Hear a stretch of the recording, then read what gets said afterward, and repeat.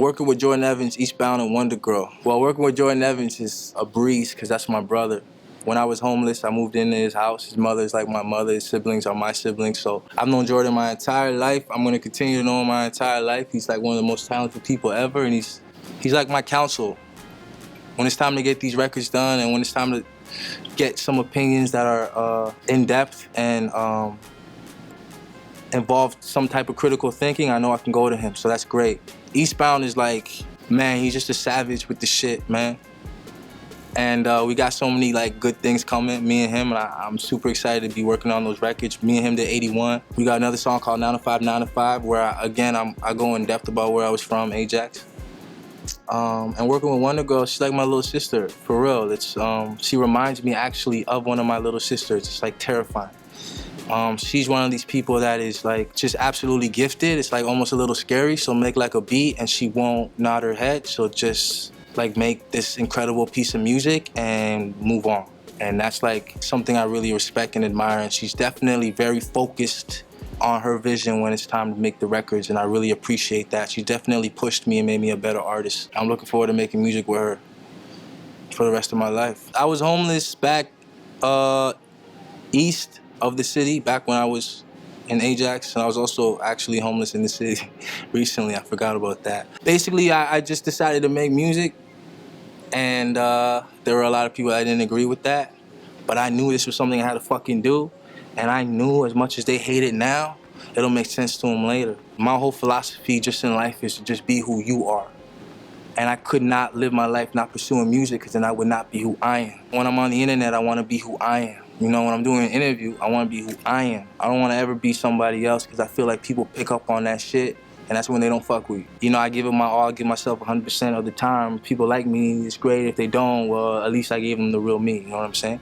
But being homeless is like, I think I might have got a lot of my drive from that as well. My entire family, they're heartbroken because I was playing basketball. I was like very good. I might have went, let them tell it, I would have been LeBron. Let me tell it, I go D1, D2, have like a good 4 years, fuck a lot of bitches, and then come home and work at a gas station. And I knew that. I knew where my ceiling was. Like best case scenario, I'm playing in Europe. And I just knew where my ceiling was, and I don't believe in putting limitations on myself at all, just like I don't believe in the limitations of music. I was like, this is something I have to do. They didn't agree. I left the house, you know, came back home, got kicked out the house, was on the streets, sleeping in front of McDonald's, biking at Tim Hortons, sleeping there, sleeping from couch to couch. Like, I don't know if I've not slept on a couch.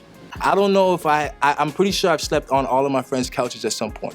And even people that aren't in my life now, I still owe them so much because I've been absolutely everywhere in my part of the country as far as bouncing around and trying to have some sort of stability, trying to have a place where I could create this art and make it so that I could take care of the people I gotta take care of.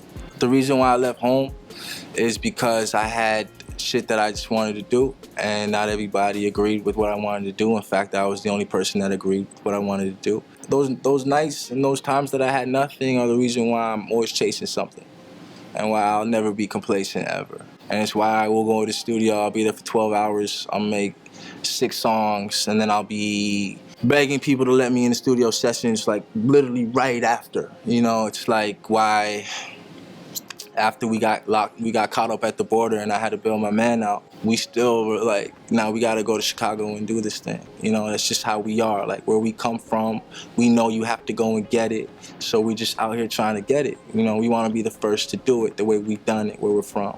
And we think we can do it. I don't ever wanna be homeless again. I don't ever wanna be broke again. And it seems like whenever I make a little bit of money, it's not enough.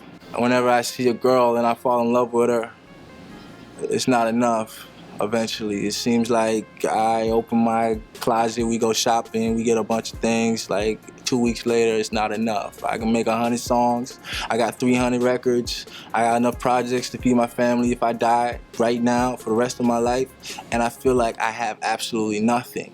And it's because it's like a sickness. Like I'm permanently homeless, I am permanently broke. It's like my mindset, I'm always starving, I'm always hungry, and I'm always ready for like that opportunity where it's, oh, I can eat now, it's time to eat food, you know? my song Fuck La Policía was gonna be on this movie. I remember that they didn't put it on there though because the producer, he had some stuff going on, but it wasn't really like that. Said he had problems with his management. You know, one of my label mates went to prison, and I was kind of like the next one up, but I wasn't prepared. Everyone knew that as far as the label goes. I'll usually start with the chorus, get the melody of it. Lots of time I'll voice note, or if I'm right, like if I'm on the road, I'll just voice note it.